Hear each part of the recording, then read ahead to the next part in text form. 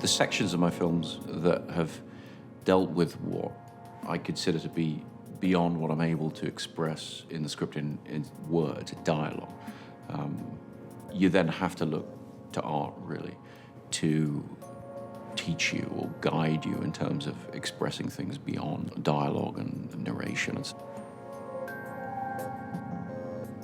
I'm not sure if I can remember exactly when I first saw a picture by Francis Bacon, but I would have been very young. I mean, he's always been my favorite artist. I just find a tremendous atmosphere to his paintings, a sort of moving quality. I think there are, for me, suggestions of distortions of and memory in the way the faces are portrayed, in a way that I found fascinating. In various ways in my work, I've tried to echo or represent it cinematically. I think I'm very, very drawn to the bleakness of it, really, because I think, whilst it might be emotionally uncomfortable, the bleakness of what he's trying to present there, it makes you think about the limitations of human experience, of human understanding of our own place in things, and all of that.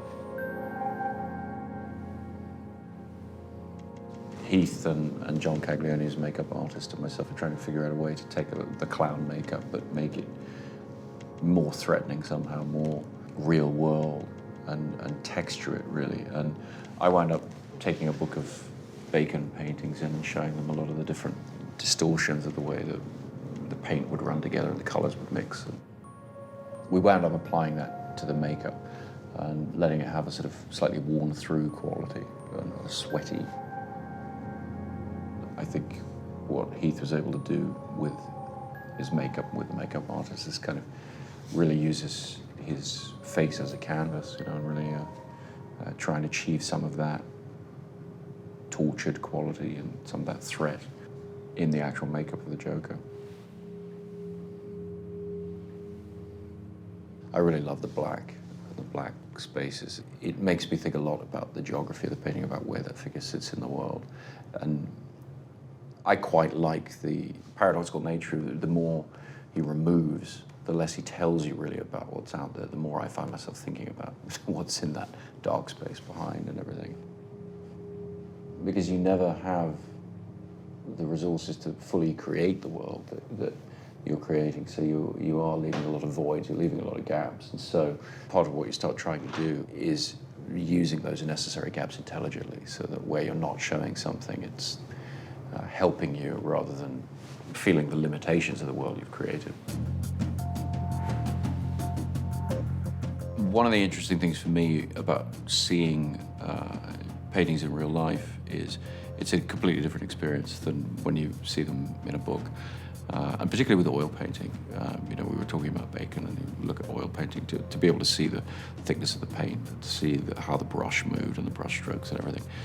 You really start to feel the personality behind it, feel the craft of it, which is very inspiring.